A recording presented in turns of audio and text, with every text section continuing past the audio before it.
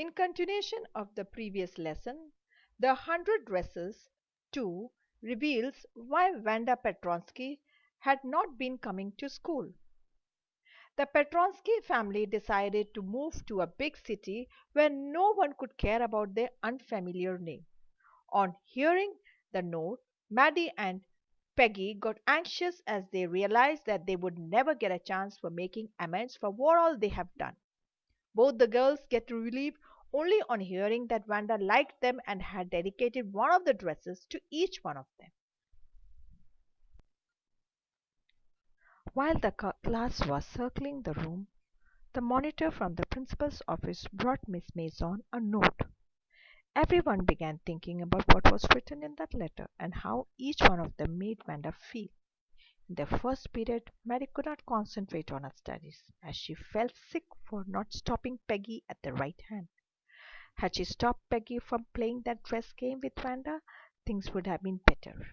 Although Maddie never teased Wanda, but nor did she stop Peggy from doing it, which was a great mistake. Peggy's intention was never to hurt Wanda, and she was not aware that her game was indeed hurtful to others. Everyone was having a look at the amazing drawings Wanda had drawn and admiring it when the monitor of the class brought a piece of note for Miss Mason. Miss Mason read that multiple times as she couldn't believe that what was written it. Finally, she decided to gather the glass to read it aloud and clear. It was a letter from Wanda Petronski's dad. She silenced for a while, which created tension in the minds of her students. She adjusted her spectacles, which made it clear how important that note is. She began reading it, and everyone listened it carefully. Dear teacher, my Wanda will not come to your school anymore. Jake also. Now we move away to a big city. No more holler, Polak. No more ask why funny name. Plenty of funny names in the big city. Yours truly, John Petronski. The letter began with a salutation to Miss Mason. Wanda's father conveyed his intention of not sending both of his children, Wanda and Jake, to school anymore. He mentioned that they are shifting to another city, a big one where no one would care enough about their strange name, a big city with a lot of people having weird names. After hearing what was there in that letter, everyone was left speechless. Miss Mason too was surprised, and in a disappointed and dejected way conveyed her disappointment to the class and asked them to ensure that such things never happen again. She gave the children benefit of doubt everything did was done unintentionally. She said that whatever happened was sad and unfortunate. She advised the students to introspect what they have done. Filled with guilt and regret, Maddie wished for a chance to apologize to Wanda, hoping Peggy would be thinking about Wanda too. She takes a look at Peg, but she was busy studying. Regardless of what Peggy was thinking, Maddie decided to take some action. She hoped Wanda had not yet moved away and she could tell and pour out her heart with repentance. That day, after the school had ended, Peggy asked Maddie if they could go and check if Wanda had moved or not. Maddie was satisfied at the thought that they both had some plans of apologizing to Wanda. Both of them went to Bokin Heights, where Wanda lived, to find and to ask sorry. But this season, the place was generally wet and the atmosphere was sad and hopeless. Peggy tries to comfort herself by murmuring that at least she didn't call her a foreigner. She was always in this delusion that Wanda had no idea that those girls were making fun of her. Above all, Wanda is such a great artist too. Maddie, on the other hand, couldn't say a word. What she hoped for is a chance to confess, make amends, appreciate her, and try to stop her from moving away. In fact, even though of conveying her idea to protect Wanda if everyone tried to trouble her in any way. In order to reach the place before night, they hurried. They saw a white little house. which they thought was a place where Wanda Petronski lived. The house and its surroundings were shabby, dirty, and unclean, just like Wanda's worn out blue dress. Thin bushes of grasses grew along the path that led to the house. They resembled thin kittens. No one could see anyone around. They knocked both at the front and the back yard of the doors, but to their disappointment, they did not get any answer. Now that Petrosky has gone away along with them, Maddie and Peggy's last chance to make amends too. In order to comfort herself, Peggy started saying that Wanda must look for a drawing inspiration only after she started her dresses game. And hadn't she done that, Wanda would have never won the drawing competition.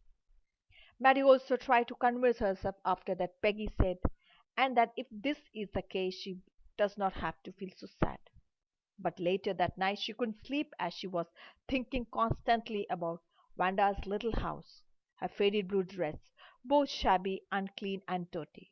Finally she sat in her bed and started thinking deeply the hardest things she has ever done. After thinking, she came to a conclusion that she will always stand against the wrong and will never say anything when she has to.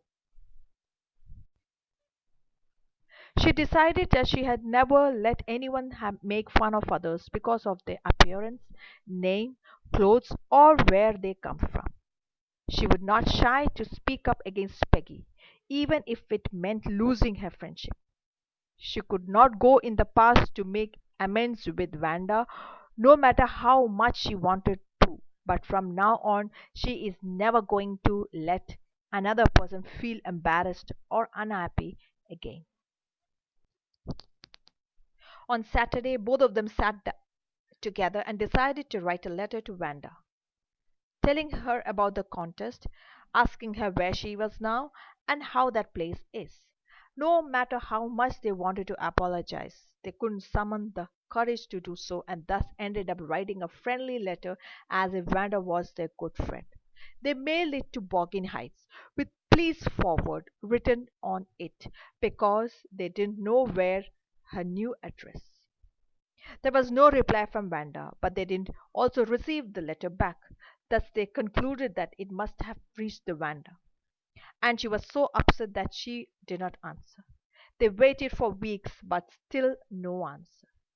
Peggy began to forget about the whole thing while Maddie used to make scenarios to her head before sleeping where she defended Wanda. She thought of scenarios where large groups of girls surrounded Wanda and would ask her, how many dresses have you got? And as soon as anyone could say more, Wanda would interrupt and say, stop, so that all of them would end up ashamed. It was winter season and there was snow everywhere on the ground. Christmas had come. They decorated their classroom with bells and trees.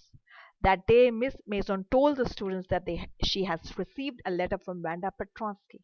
She is very happy to receive it because now she can send her the medal too. Dear Miss Mason, how are you and room 13? Please tell the girls they can keep those 100 dresses because in my new house I have 100 new ones all lined up in my closet. I had liked that girl Peggy to have the drawing of the green dress with the red trimming, and her friend Maddie to have the blue one. For Christmas, I miss that school, and my new teacher does not equalize with me. My Christmas to you and everybody. So she wishes Merry Christmas to everybody. Yours truly, Wanda Petronski. The letter began in a very friendly tone. Wanda asked how everyone was and that they could keep those 100 dresses because she was already having another 100. She specifically mentioned the dress she wanted Maddie and for Peggy. The green dress with red trim for Peggy and the other one for the blue one for Maddie. She expressed her affection towards Miss Mason and wrote her new teacher could never replace Miss Mason. She winded up the letter by wishing everyone Merry Christmas. It was Christmas season and all the houses were decorated. Grocery stores were stocked with Christmas trees, candy, peppermint sticks, and other Christmas stuff. The atmosphere was colorful and joyful. Maddie and Peggy took home the drawings very carefully.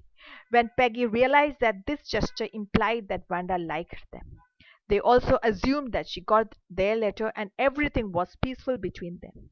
Maddie, on the other hand, was quite sad because she could never be able to see that polished, tight lipped girl again. She had never get a chance to make amends and become friends once again.